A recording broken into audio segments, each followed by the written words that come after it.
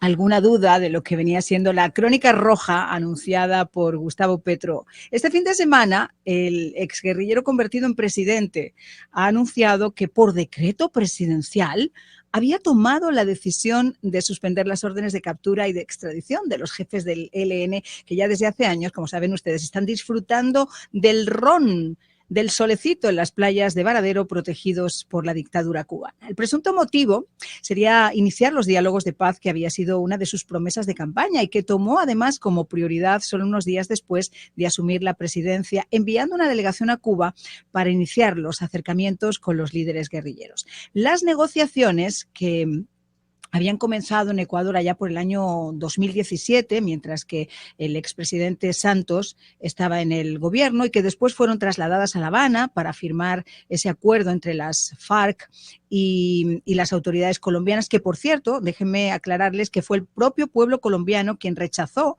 mediante ese plebiscito en el 2016 esas negociaciones. Bueno, pues todo esto se había frenado por orden del presidente Duque en el 2019 tras los atentados a la Escuela de Policía General Santander, donde murieron 22 cadetes, y un ataque con explosivos contra un camión de la policía en Cali que dejó al menos 13 heridos.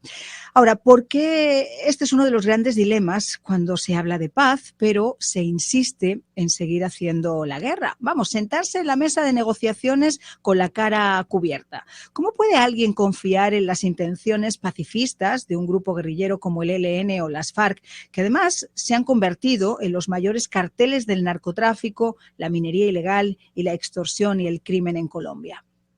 ¿Cómo se puede indultar a terroristas y a criminales que ni siquiera han manifestado arrepentimiento y que usan la paz como chantaje para conseguir sus fines?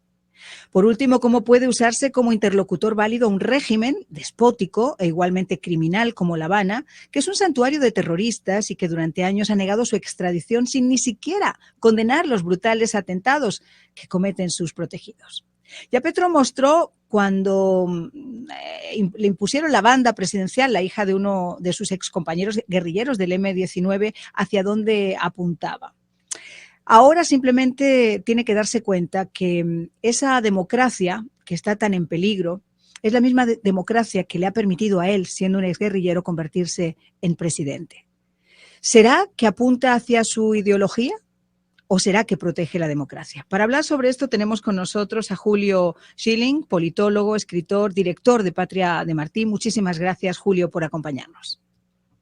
Saludos, Marian, un placer estar contigo siempre. No, el placer es mío, Julio. Esto está, pero como colorcito de hormiga. Es decir, esto era como la crónica, como yo decía, la crónica roja anunciada por parte de este señor. Y además que no ha perdido tiempo. ¿Julio? Es así, sí, estoy aquí.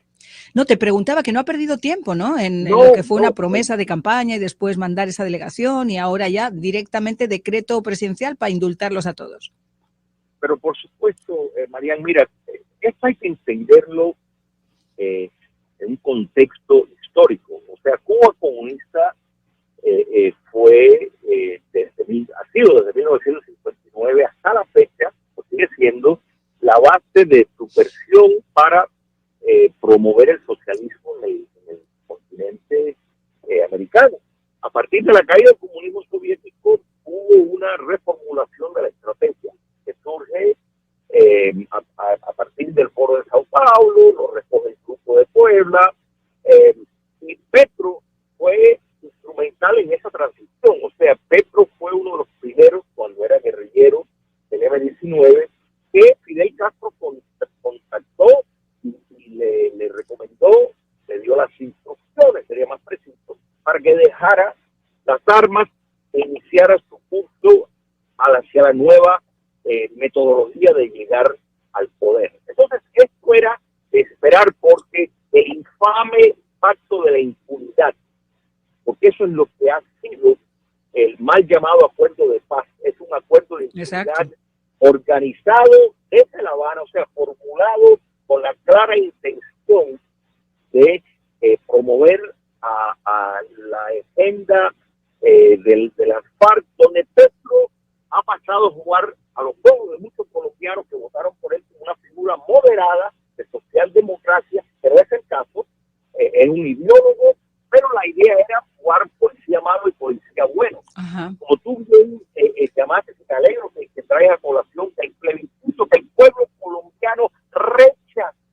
Exacto. rechazó ese acuerdo de La Habana, y ese acuerdo infame, lo único que hacía era, pues, precisamente permitir que los crímenes de humanidad y de guerra que cometió la guerrilla marxista en Colombia a través de tantos años, pues, permaneciera impune.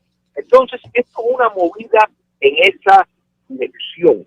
La idea es incorporar a estos personajes que están en La Habana, gozando de la protección castrista, en fuerzas políticas viables, disfrazados de socialdemócratas para perpetuarse en el poder. Muy pronto vamos a oír que quieren cambiar la constitución, que quieren despenetrar a las Fuerzas Armadas. Todo esto viene, todo esto es parte de un proceso. Es muy lamentable que las democracias del mundo, particularmente los Estados Unidos, no tengan una estrategia coherente para frenar este claro propósito, porque Cuba comunista sigue en lo mismo que inició en 1959, excepto que a partir de 1990 ha retomado una nueva fórmula metodológica para llegar al poder.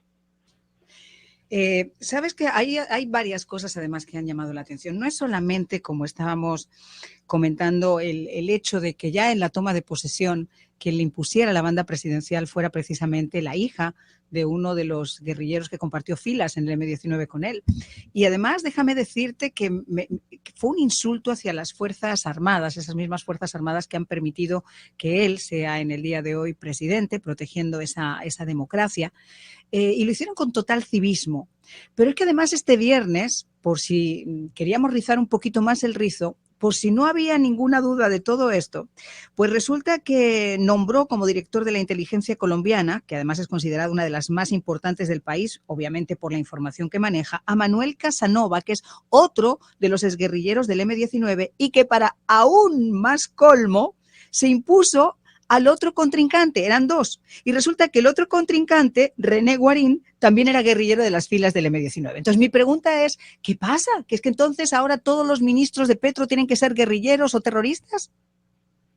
Por supuesto, porque es que la idea, la verdad, desde que Fidel Castro en el año 93 en Colombia, pues habló de que había pues, un nuevo camino, que había un nuevo curso de paz. Recuerda que en 1993 Fidel Castro estuvo en Colombia y precisamente habló que las guerrillas tenían que seguir el curso de negociar una paz. O sea que esto, fíjate que estamos hablando desde el año 93 que esto se viene maquinando. La idea es blanquear los crímenes de lesa humanidad y convertir a estos terroristas en ciudadanos honorables. No sé, yo te digo que esto está medio colorcito de hormiga y entre medias de todo esto, por si fuera poco, la Casa Blanca ha decidido enviar una delegación de funcionarios a Colombia y bueno, pues mientras que no han transcurrido ni siquiera 2 semanas de este ascenso de Gustavo Petro al poder en Colombia, ya se ha anunciado esa delegación gubernamental para la cooperación bilateral en temas de combate al narcotráfico y desarrollo local. Claro, aquí surge la otra pregunta. Espero que los asesores sean otros asesores muy distintos a los que hicieron que las extintas guerrillas de las FARC fueran sacadas de la lista de terroristas, porque es que no terminan de entender que las FARC, extinta o no extinta, en este momento es el mayor cartel del narcotráfico que existe en América Latina.